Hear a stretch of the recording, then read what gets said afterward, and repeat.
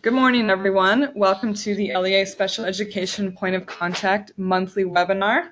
Today is a very exciting webinar because we are going to spend the majority of the time talking about child count, which is coming up very soon. This is child count season right now, and you as LEA Special Ed Point of Contact have a very important role to play with child count. And so today is a deep dive on that. And then at the end of the webinar, of course, we will talk about a few other reminders and announcements relevant to you at this time. As we're going along, feel free to type your questions in the chat box. We have the team here online ready to answer your questions as we go along, and if we're not able to answer it during the webinar, we will stick around after the webinar online. First, we're going to do an overview of child count. Then we're going to talk specifically about the data systems and the reports that have to do with child count that you will need to access and be familiar with. Then we will talk about the different circumstances when you would need to put a ticket in the OST support tool for anything with child count. And then at the end, we'll do announcements and reminders. So first, to do an overview of the child count process. Child count, if you're new to this, it is federally mandated. This is where we're literally counting the number of children with disabilities that receive special ed services at each LEA. And it also goes in line with the enrollment audit that we're doing at the same time. Now, you as the LEA Special Education Point of Contact, the good news is that you are not fully in charge of child count all by yourself. That's the good news. You've got your data manager and your head of school and all those people. You are playing a supporting role. However, it is a fairly in-depth and active supporting role when it comes to child count, because child count is all about students with disabilities. Some of the things that you are going to be a key player in is making sure that IEPs are accurate and up to date, meaning they're finalized in SEDS, they're not expired, and making sure that the amendments are done in a timely manner. If something is not right on the IEP with regards to child count, and we will talk about that more specifically when an amendment will be needed and by when. And you need to make sure that all your students are accounted for that have disabilities in your LEA. And you will be in the OST support tool, liaisoning with OST regarding child count, and you're also just going to be working very closely with the data manager and other enrollment staff during this time. I'm going to turn the time over to Ms. Kathy Ash. She's our resident child count expert, and she will be doing the deep dive with you today, and then I will wrap up the webinar. This is Annette Thacker-Bartlett, by the way, from the Teaching and Learning team, partnering with the data training team for today. Great morning. Thank you, Annette. Again, welcome to the September monthly webinar. We are so excited about this webinar because the focus, as Annette said, is the child count process. So the child count timelines are, we've already completed phase 1, which was the LEA enrollment audit and child count training. Now we're in phase 2, and hopefully you all have been reviewing your unified data errors reports to review and resolve all child count data anomalies.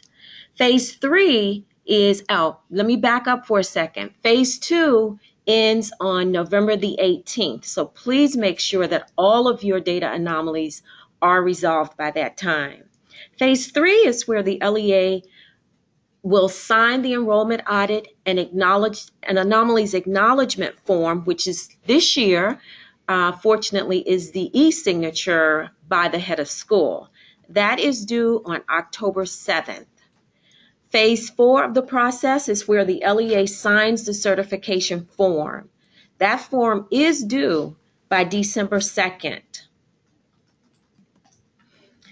The LEA responsibilities is to make sure that you review the demographic and special education data types. The action required for each of those types are obviously you review them. If there's no action required and everything's accurate, then you're good.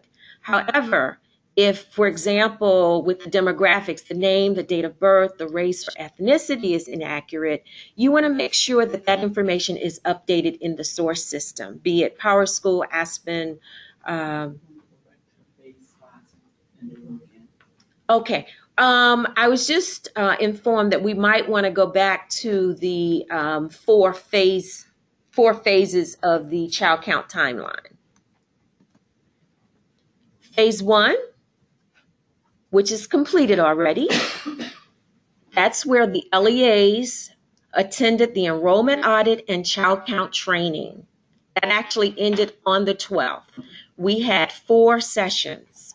Phase 2, that process started on August 22nd and it will run through November 18th. That is where you will access, review, and resolve all of the child count data anomalies. You can review those errors or anomalies in the Unified Data Errors Report, and that's located in CLIC. Phase 3 of the process is where the LEAs will sign the enrollment audit and anomalies acknowledgement form. That date is October 7th. This year, unlike last year, there will just be one form that will need to be signed, and that's e-signature by the head of school. Phase 4, which is the completion of the process for child count, is where the LEAs signs the certification form. That date is December 2nd. Is everybody clear about the timelines? Okay. So I'm going to go back to the responsibilities with respect to ensuring that the demographic information and the special education information is accurate. Some examples of the demographic, again, are the name, the date of birth, the race, and ethnicity. Special education, you have the disability, the IEP date, the educational environment, and dedicated aid. With respect to disability, you want to note that any change in the disability category needs to be supported by data via the evaluation eligibility determination process pursuant to IDEA. For all of them, obviously, if the information is accurate, there's no action required. If any of the data is missing, you want to make sure you update it in the source system. Please be sure and put your questions or concerns in the chat box. For IEP amendments for the purpose of child count, all IEP amendments for corrections to special education data for the purpose of child count should be finalized in SEDS no later than October 5th at 5 p.m. That's when the data will be locked. Any IEP amendment finalized after October 5th, 5 p.m., again for the purposes of correcting child count data, must be submitted to OSSI via the OSSI support tool by the LEA Special Education Point of Contact. This is in addition to and after finalizing the amendment in SEDS. This, as many of you know, this is a change from prior years when the corrections were only noted in the OST. LEA Special Education Points of Contact should plan ahead for adequate time to amend IEPs for child count accuracy. So be sure to make sure that you amend the IEPs for child count accuracy. Make sure you please review the anomalies. And you have until November 18th as a reminder to review and resolve those anomalies. Again, we are working with some hard timelines, so we want to make sure that you have the dates and the information is submitted timely and accurately. Now I'm going to talk about IEP amendments for child count purposes. The top 3 most common IEP amendments needed for child count are the educational environment. This year, you will be amending the IEP to update the educational environment. That will not be done in a QuickBase app. SEDS does not automatically change the least restrictive environment selection radio button, and there's a screenshot to show you that the LRE. When services are updated on the IEP, again, SEDS does not automatically change the selection. This must be done manually in SEDS prior to finalizing the IEP. The other common IEP amendment needed for child count is setting, frequency, and length of services, and also the data dedicated aid, which is very important. There is a screenshot of the dedicated aids and what it looks like on in SEDS. The question is, does the student require the support of a dedicated aid? Yes or no? If it does, you want to do an IEP amendment, or you want to complete an IEP. The certification checklist. Prior to submitting your data, you want to ensure that all students listed were receiving services as of October 5th. Again, ensure all demographic and special education information is accurate for all the students, and ensure the educational environment indicated on the IEP is accurate. After the submission, please review and resolve all data anomalies no later than November 18th to be considered timely. We're emphasizing and repeating these dates because they're very important. OST is going to review the data submissions for errors, which will include but not limited to students with missing demographic information, students older than 7 years and with a primary disability of developmental delay, if there are discrepancies in the educational environment. Also, if students with excessively high, greater than 35 hours, or low, which is less than 0.5 hours. LEAs do have access to the Unified Errors Report in SLED, which will provide a compilation of all the issues identified in their data. As a reminder, please submit your your questions in the chat box.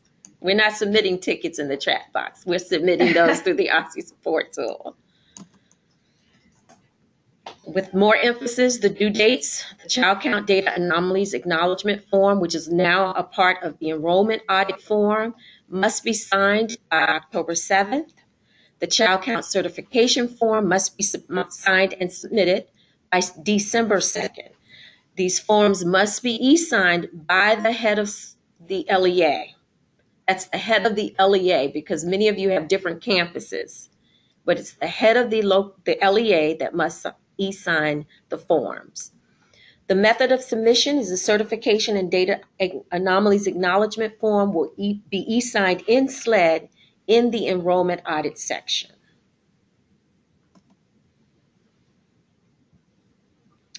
The enrollment audit certification and child count data anomalies acknowledgement form are available in SLED under the reports tab. The form will be populated with the October 5th student counts and data anomalies from the enrollment audit report. So in a case in which the SLED student counts do not accurately reflect your LEA's enrollment, there's a space to write in an updated student count. Again, if the student counts do not accurately reflect your LEA's enrollment, there is a space to write in an updated student count. Any changes must be accompanied by an OST support tool ticket number that is open to address the specific issue. For the benefit of dependent charters, DCPS will certify the data for students with IEPs.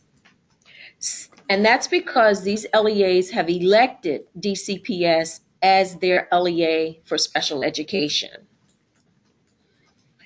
Failure to submit, and this is for everyone, failure to submit timely documentation could result in an impact on funding, as well as impact on local determinations. Please follow directions for submitting the Child Count certification as is outlined in the OST Enrollment Audit Child Count Handbook.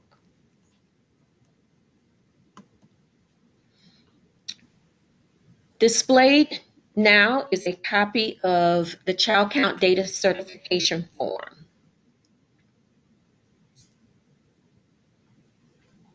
which really says that OSSI must receive this certificate and data report from SLED by November 18th. This says 3 p.m. Is it 3 p.m.? I'm talking to my colleagues in the room. Is it 3 p.m. or 5? Okay. All right. Okay. So it is 3 p.m. that you must submit it, and not 5 p.m. for your data submission to be considered timely. Now I'm going to talk to you about data systems and reports. I'm going to provide you with an overview of the state data systems, SLED, which is the statewide longitudinal education data, the Child Count data verification, CLIXsense data visualization tool, and the OSSI Unified Data Errors and Anomalies.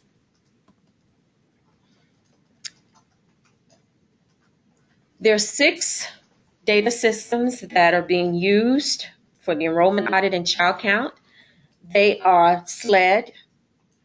That's the system where the official Enrollment Audit and Child Count data are displayed. Of course, the SEDS, which most of you use, the Special Education Data System. That's the primary system for inputting and updating special education student records. Then we have the Enrollment Audit Quick Base application. This is a system that you will be using, the LEAs, to submit residency, resolution, appeals, and English language learner and limited English proficiency documentation. Of course, the OSSI support tool, LEA SE POCs, and data managers use this tool to submit requests for support from OSSI and also to resolve anomalies. Then we have our new system, which is eSchool Plus. This is a system that LEAs are using to update LEA points of contact and calendars. And CLIXsense. That's the data visualization tool that includes a unified data errors application. Access to SLED. You must have gone through the SLED training in order to receive SLED credentials. Once you receive your SLED credentials, you'll navigate to SLED, and then you'll click on Programs in the menu bar, which is where the Enrollment Audit report options are shown in the drop-down menu, which is displayed on the screen. As a reminder, training is required before access can be granted, so make sure if you don't have access, that you submit a request as soon as possible. You email sled.info@dc.gov. The Enrollment Audit reports in SLED. In the Enrollment Audit section, you want to select Summary or Student Level. The Student Level report shows the student level data that corresponds to the Summary report. And the Summary report shows the LEA and school total enrollment counts for UPSFF and Child Count.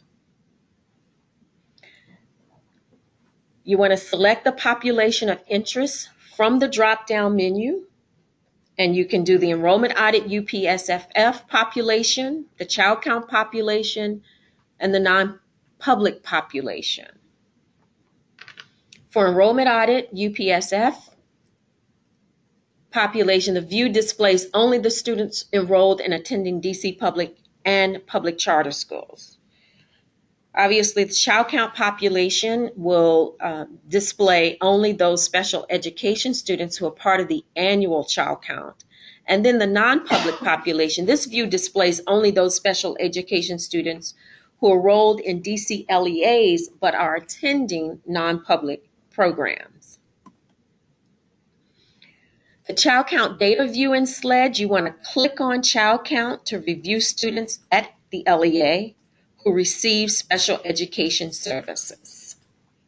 As the screenshot shows, there will be a tab for child count that you will click. For child count data verification, there are several data elements, and the source system is the LEA Student Information System. The elements are the USI, the first and last name, the date of birth, the age as of or on October 5th, the gender, grade, race, limited English proficiency status, as well as the LEA. And that's the LEA, the LEA that the student is attending as of 10/5. And we will be sending you a copy of the slide deck after the webinar. The timelines of the activities include reviewing student demographic data. If any of the student demographic data is inaccurate, as a reminder, the data should be corrected in the LEA Student Information System. Data is collected nightly from the LEA SIS, which is the Student Information System, and reflected the next day in OST's system. Now, a quick tip for you, you want to work closely with your LEA data manager or registrar to ensure that all data is accurate and up to date in all systems. Some of the data elements include the primary disability, the total hours outside general education setting, as well as the total hours in general education settings, the total hours percentage outside of general education, which is the total number of hours prescribed on the IEP divided by the number of school hours by week. The dedicated aid and the dedicated aid hours. If there is a dedicated aid included on the IEP, the number of hours per week the aid is assigned. That's exactly what the dedicated aid hours are.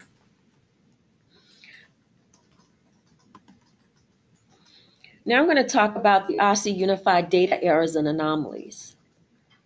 In an effort to report consistently and timely data to stakeholders, OSTE has consolidated all demographic, enrollment, attendance, and special education data errors and anomalies into a comprehensive error report. You can now access this report in SLED and in CLIXsense.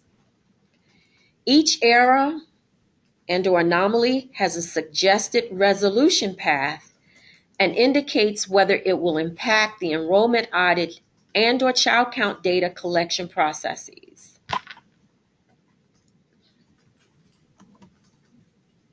Now I'm going to provide an overview of CLIXsense.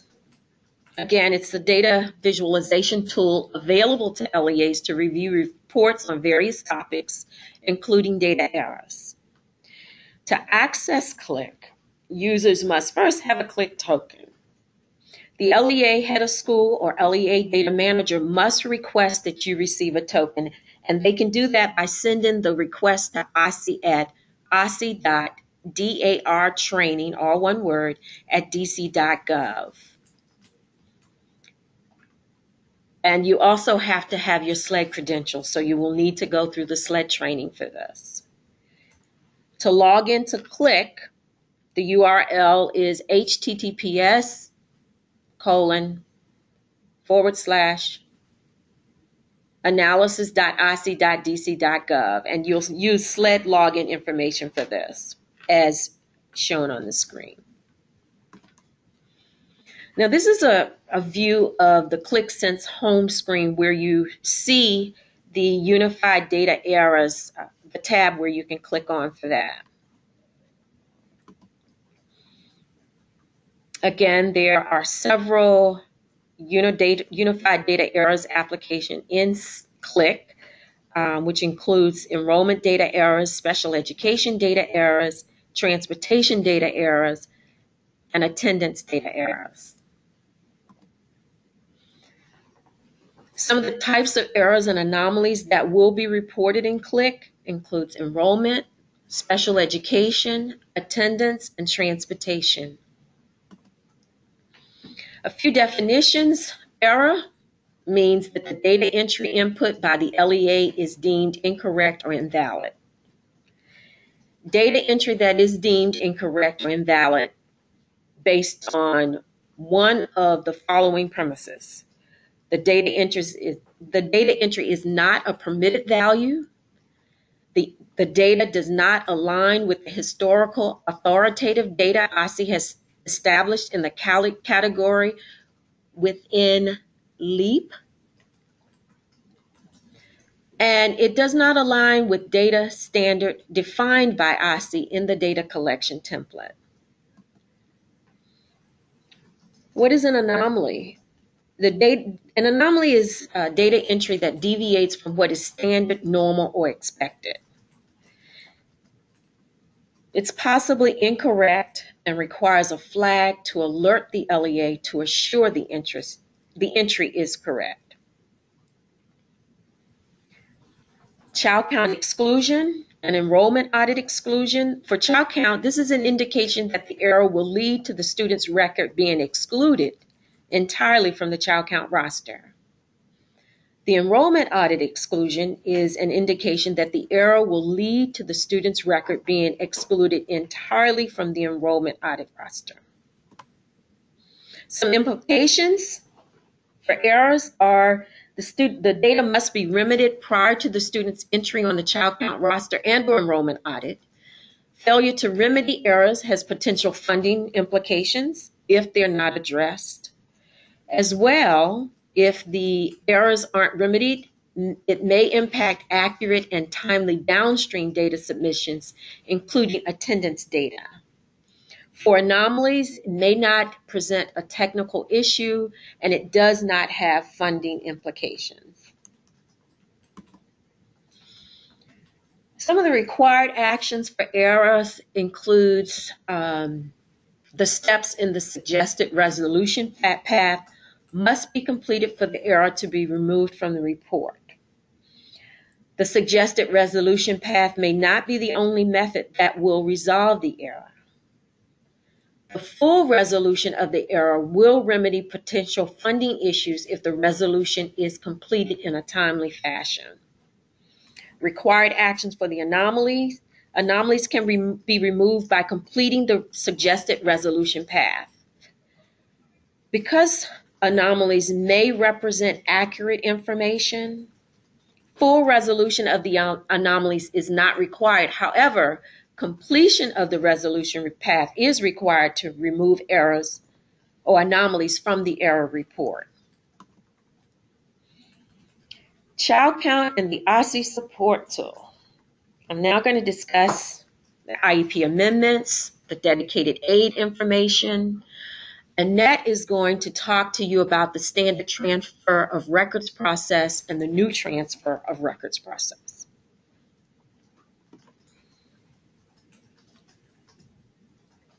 As you know, you as the LEA SE POC will use the OST to resolve special education anomalies. Some specific instances where information changed in SEDS through an IEP amendment must be entered in the OST also. Any IEP amendment finalized after October 5th at 5 p.m. If an amendment or an IEP amendment is completed prior to October 5th, the data will automatically be captured in the child count data in SLED. If dedicated aid information is not accurate in CLIC on the unified error reports, meaning the current IEP is already correct and does not need amending, then a ticket must be entered in the OST explaining to OSTE that is in fact the case. For IEP amendments after October 5, the OST ticket, please make sure you include the student USI, last name and first name, and the date of birth. In the issue description box, we will need you to provide the IEP amendment date, the IEP amendment event ID, which is not the same as the document ID and is located on the student history page, as well as the child count data element or elements that need to be updated for child count. For dedicated aid, when entering the dedicated aid information in the OST support tool, please include the student's name, USI, and date of birth. And for the dedicated aid, in the description box in the OST, you want to enter the dedicated aid indicator, which appears in the child count tab within SLED. The dedicated aid hours, also in the child count tab within SLED. The correct dedicated aid indicator, which is what the response should be. The same thing applies for the hours. What should the hours be? And a brief description regarding why this information would need to be updated outside of an IEP amendment. It is very important to avoid any delay in the process to make sure that you have the information requested. And that's going to talk to you about the special education records transfer process.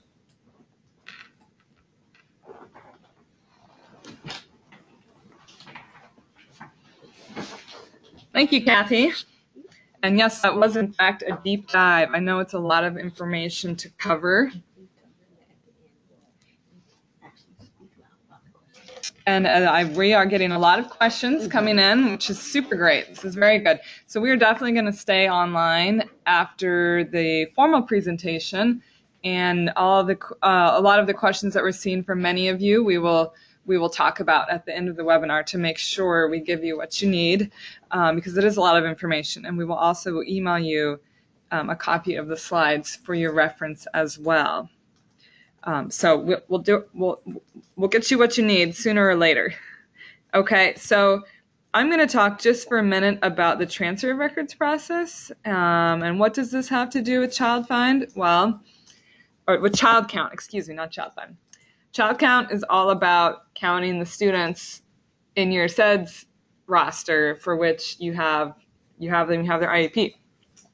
You can't count a child that you actually have if their SEDS records are not in your account, and then you also might have students in your account that do not go to your LEA. So we want to get everything, we need to get all the records transferred to the right LEAs before anything else can be done with child count. So this is a reminder of records transfer process, and it has several steps along the way. This is to remind you that you might need to go work with your registrar if you don't see the students in SEDS that need to be there, or vice versa. If you see students in SEDS that should not be there, first thing you should do is go to your registrar, because they put in the students' information into the system, and they also should be doing the right exit codes or entry codes, which could affect also who is in your system. And then your system overnight will talk to OST's system through our data transfer. It'll talk to SLED, and SLED will say, oh, okay, this student is enrolled with you now. And then SLED talks to SEDS overnight, and they have a little conversation, and SLED says, I have Johnny at this LEA, and SEDS says, oh, wait, I have Johnny at this other LEA. And so that means the records have not yet been transferred in SEDS. So this is called events not transferred, and it's a report that you can access, which you should all be very familiar with, because we've trained you as the LEA Special Education Point of Contact to check this report frequently in the OSTI support tool. It's also available in SLED, but we make it available to you in the OSTI support tool so that you can very easily, with the click of a few buttons, request for those SEDS records for that student to come on over to your SEDS site now that they are enrolled with you.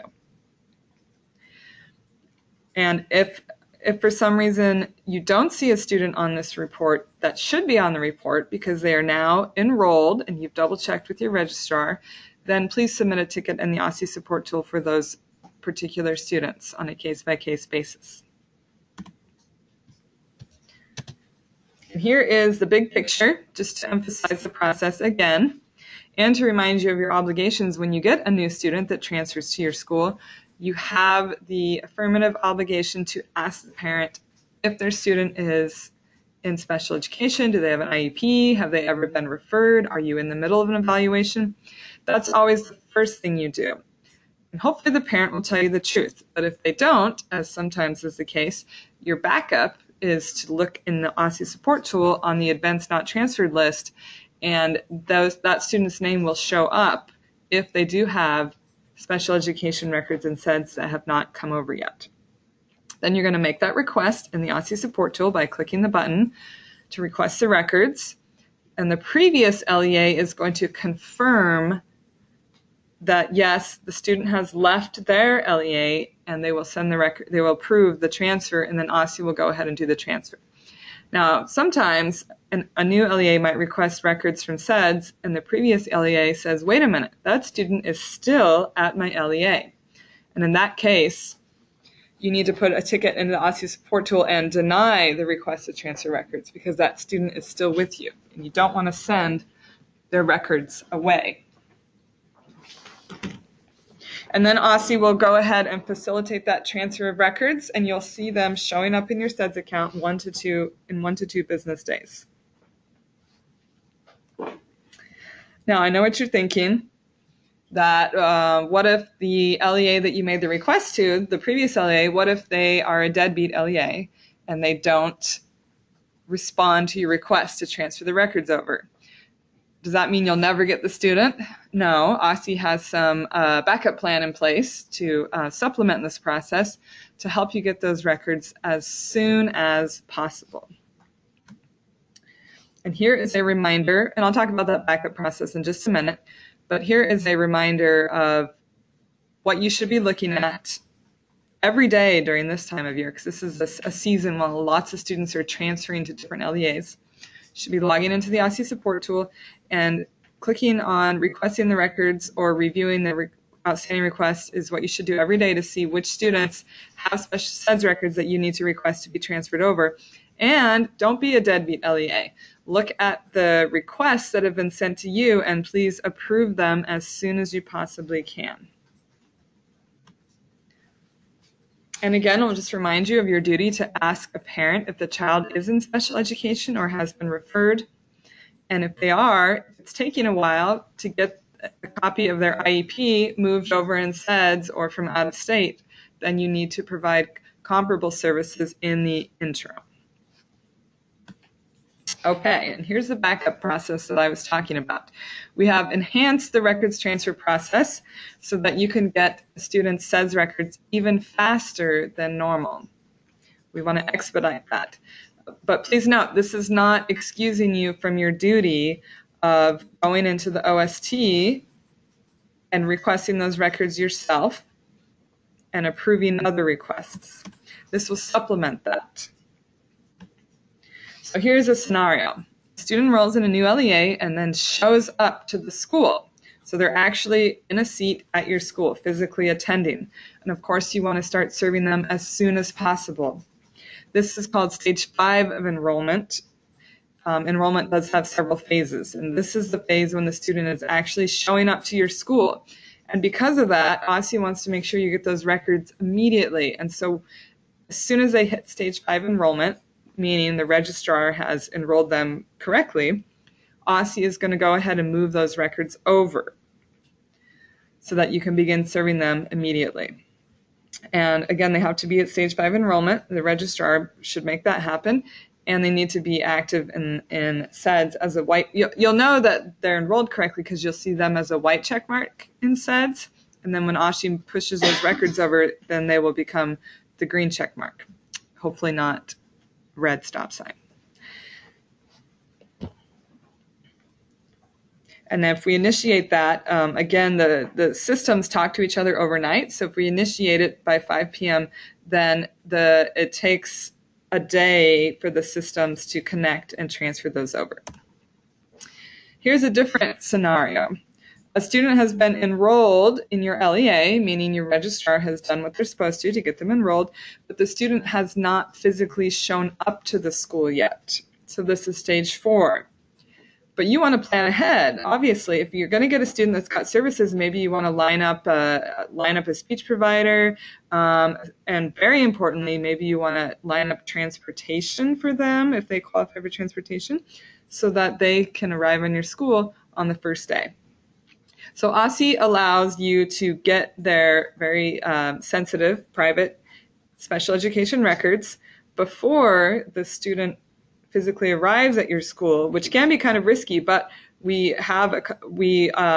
do some things to just make sure that the student really is going to show up to your school before we move those records. And again, the standard protocol here is you will see the student pop up on your Events Not Transferred report in the OSSI support tool, and you will request them and then wait for the other LEA to respond. And if they're slow, OSSI will come in behind and initiate that records transfer after a certain period of time. Now, if your LEA uses My School DC data with that common application and lottery thing, because of that process, the parent is able to provide a type of consent during that process that makes it okay for OSSI to go ahead and move those records over as soon as they reach stage 4. But if you're not part of My School DC, then OSSI is going to wait 4 days before sending those records over, just to make sure the student doesn't pop up as enrolled in another LEA. Because especially at the beginning of the school year, sometimes a student will be duplicatively enrolled in 2 different LEAs because the parent hasn't decided where they're going to go. So we give it a little bit of time if we don't have evidence through My School DC of where the student is going to go. So this is a lot to absorb. So here I have this beautiful table that you can reference, and it kind of explains, and again, this is all about when a student is registered, enrolled at your school, but they have not shown up yet. None of this matters at all if they have now shown up to your school, because now they're at stage 5. Stage 4 doesn't matter anymore. And remember, when they show up to your school, they're enrolled, they're in stage 5, they're attending your school, your registrar did everything right. OSSI will immediately push those records over for stage 5. This chart here, this is all about you getting the records to plan ahead before the student actually shows up at your school. And it just summarizes what I just explained on the previous slide. So I know you might have some more questions about this, and we're happy to answer them. But just know that this complicated scenario here doesn't matter at all if the student is now in stage 5 showing up to your school. Okay, we have reached the end almost. This is the easy part. These are just some announcements and reminders. We are very excited to announce that we have a new and improved Related Services Management Report. It is beautiful. It is unlike anything you would see in SEDS. It actually is available in CLIC. And so as you're getting access to CLIC to look at the Unified Data Errors Report for child count, as a bonus, you will also be given access to this new lovely RSMR tool that you can start using. Now, this new tool has a lot of cool features, and it might be a little strange to navigate at first, so we highly encourage you to participate in one of our webinars where we introduce this tool and show you how to play around with it, and show you how wonderful it can be, even better, providing so much more details than what you can see in SEDS. And it also is more accurate because it takes into account many different special circumstances that sometimes the RSMR in SEDS is not sophisticated enough to account for. So the first webinar is actually tomorrow at 10 a.m., so we'd love to have you join us for that. But we will repeat the webinar next Thursday.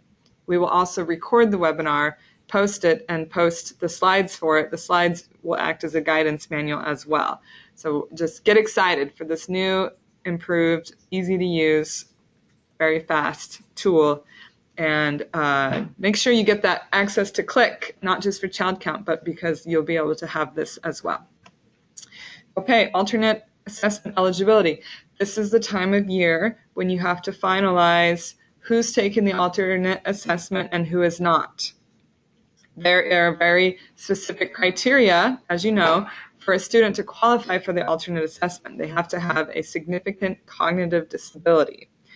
And it can be a little tricky trying to decide that. And so OST has guidance for that. We've updated the guidance to try to make it more clear. But I just want to clarify the eligibility category, the eligibility requirements, that criteria to take the alternate assessment has not changed.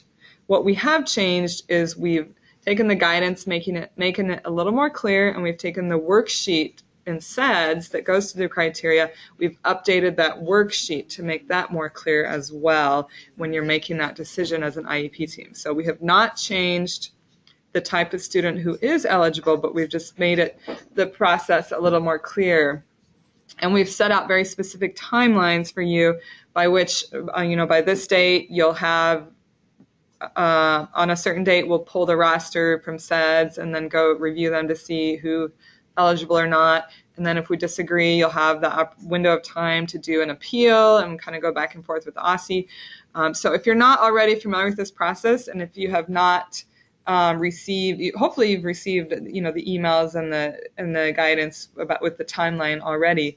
If you're not yet familiar with that, and if you want to dig deeper to talk about, look at some case studies about what makes a student eligible or not eligible to take the alternate assessment, we would love to have you join us. The webinar, we already had one broadcast date a week ago that you might have already attended, and we will repeat that same broadcast next week and also in October, and you can register here. And as a reminder, the alternate assessment this year is not called NCSIC anymore, it's called MSAA. And the DC Science alternate is one for science. MSAA is for the English language arts and the mathematics.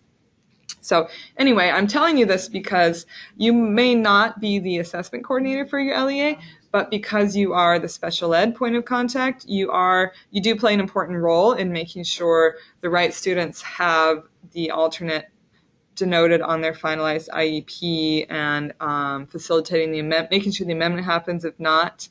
And so you are involved in a certain way. So we'd love to have you join the webinar. And it would be great to have your assessment coordinator join in the webinar as well so they can understand everything that needs to happen with the timeline. And as you know, because you're here today, that we have a webinar on the third Wednesday of every month. But we were looking at December, and we realized the December webinar is scheduled for December 21st. And I'm guessing that a lot of you might be out of school on a break during that time, enjoying the holidays, and maybe you don't want to listen to a webinar, but maybe not. We're not quite sure. So I would like to launch a quick poll. Do you prefer to keep the webinar on the 21st? And of course, we will record it if you're not able to attend live.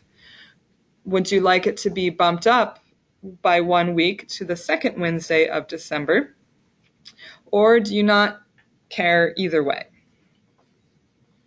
We're leaving it in the hands of the people. Okay, 10 more seconds to cast your vote.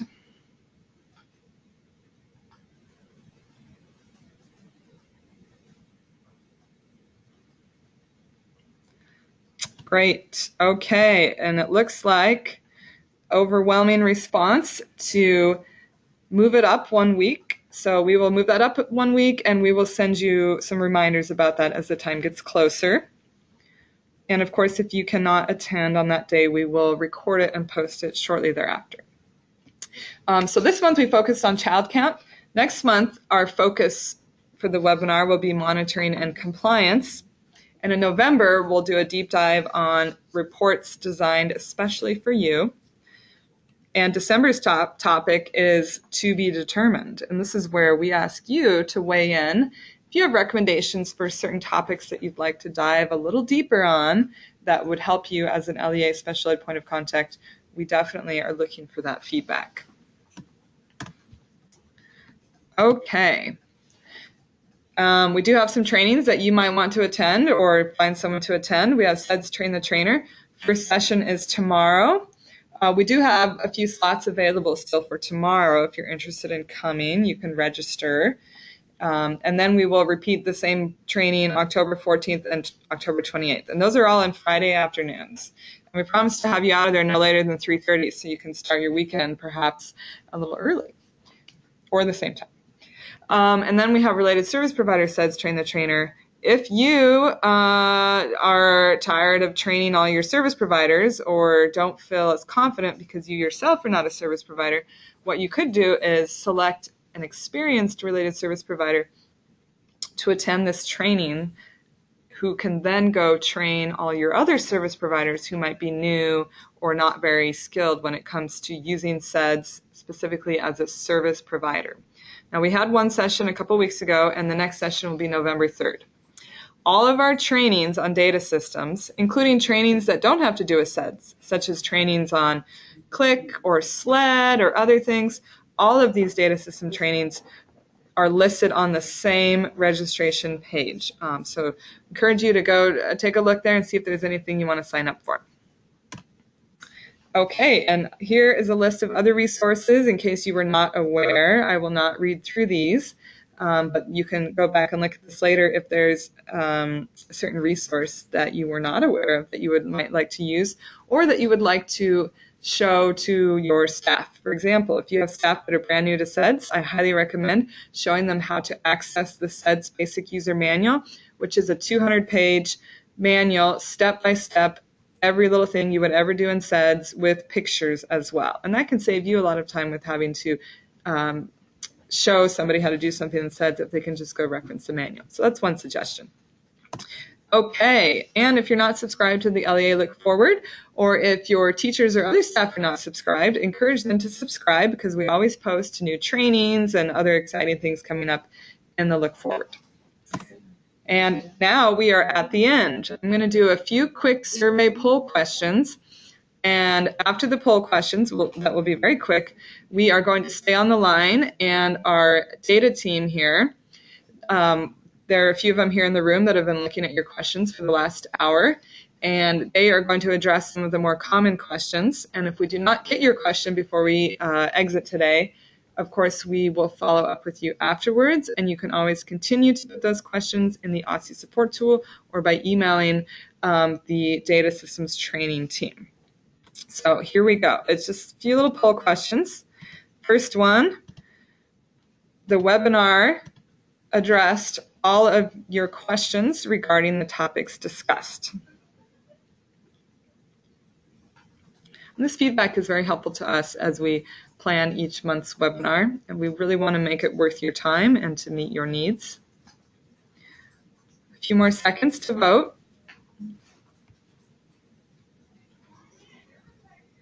Okay, great. And the next question, the OSSI support tool is a sufficient method of receiving support from OSSI.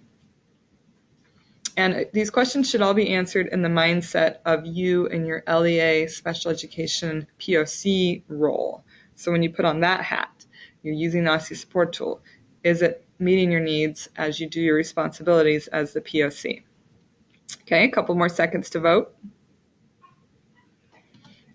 Great. Okay, and the next question, we're almost done.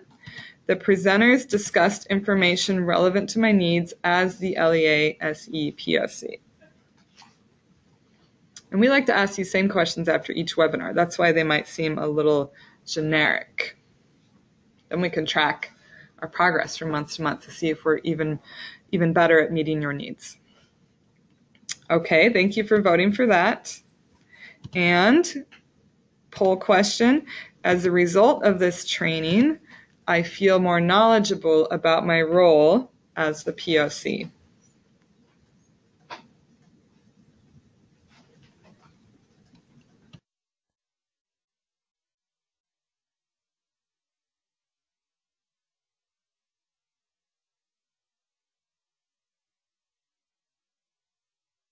Okay, all right. Thank you for answering that poll. And our last question is a free response. Please type into the chat box if you would like training on any any additional topics, other types of support you might need, suggestions for what a future webinar might talk about. Free response. Go ahead and just type your heart out there in that chat box.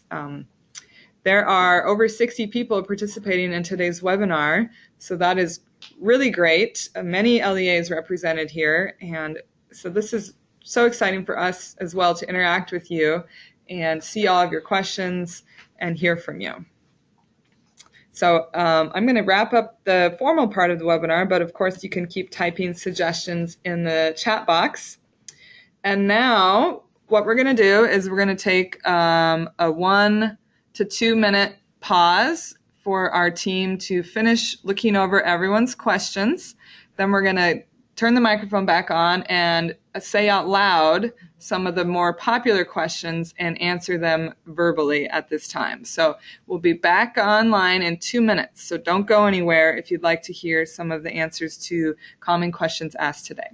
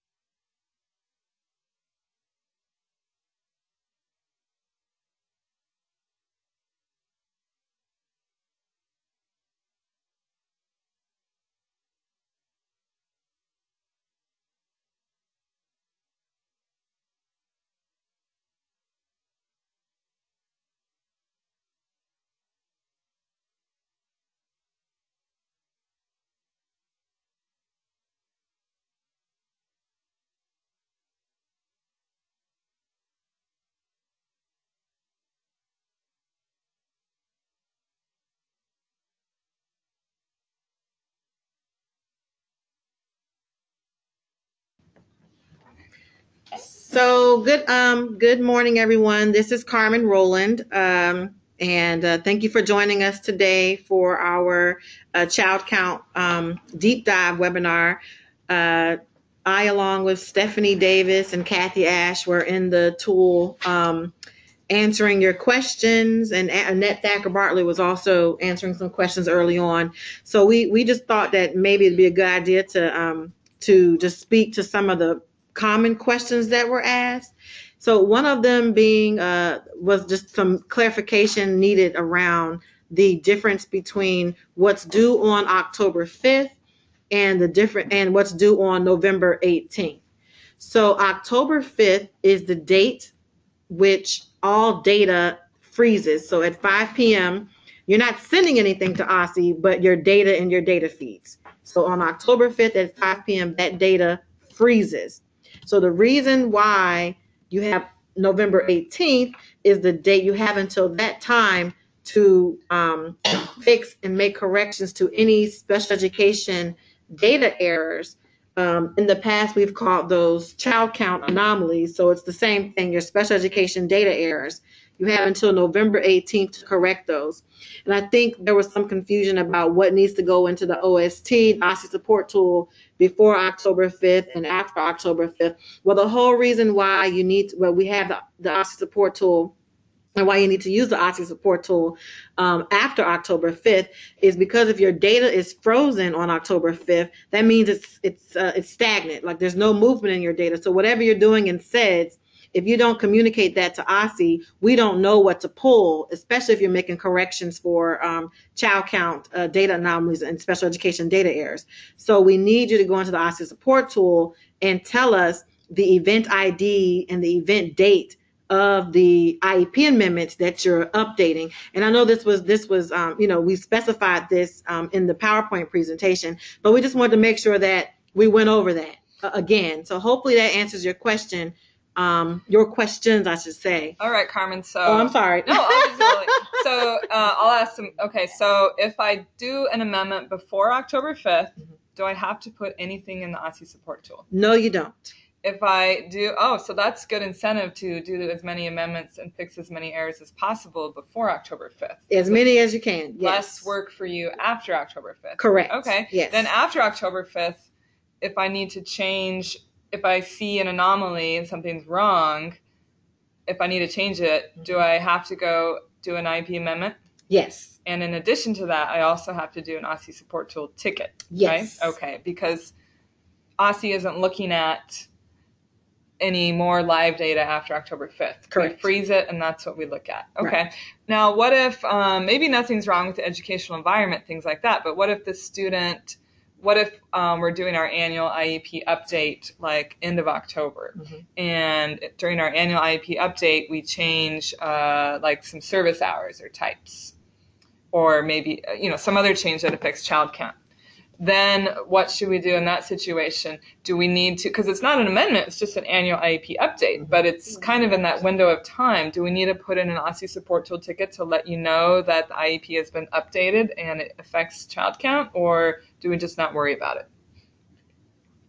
I didn't hear all the questions, but It's about the difference between IEP amendments and new IEPs, annual IEP updates. so they wouldn't have, unless they create an error, they wouldn't have. Okay, so you do not need, if you're just doing an annual IEP update in the usual course of business, nothing to do with child count, then you do not need to do anything special for child count. Right. You only need to go do something with the IEP, such as amend it, if there's something with child count that's different. That's an error that you're fixing. And maybe you're doing both at the same time. If your annual IEP meeting is just regular annual one, but also at the same time you're fixing something for child count, because you might as well, because you're redoing the IEP, then you would need to do an OST ticket. Correct. If you're If you want us to fixing pull an that error information. and you want us to give you credit for that and go pull that information to update what OST sees for your data. And sometimes remember that one fix on an IEP amendment can cause another error because you didn't go through and look at the entire IEP. Oh, okay, yes. So definitely take a moment to look over the entire IEP before you finalize the amendment or the new IEP, just to make sure everything's okay for purposes of child count. Yes. Also, be mindful that if you need a CLIC token, that you need to be listed as the special education POC in your LEA's points of contact, of which the LEA data manager can ensure you're listed as such in the eSchool Plus points of contacts module. Also, be mindful that they will need to send an email to ossi.dartraining@dc.gov in order to request a CLIC token for you. And I'll show that email here on the screen. I have recently looked at the contact list when I've wanted to contact the LEA Special Ed POCs, and I've noticed that some of you are not listed there, especially some of you that have come to my trainings and told me that you are the point of contact. If you're not listed in the database as the official contact, you're not going to get emails from us about POC things. So talk to your data manager and ask them, hey, am I listed officially as the special education point of contact in eSchool Plus?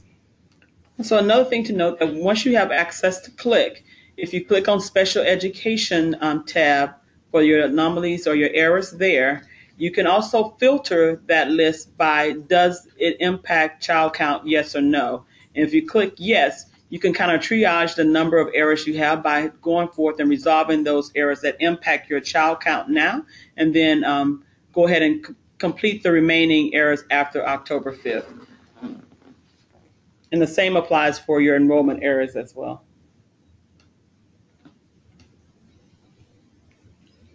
I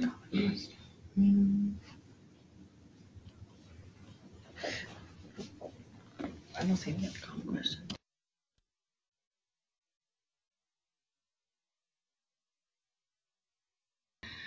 All right, that wraps up our webinar for today with the Q&A. Again, if you have further questions, send them to this email or to the OSTI support tool.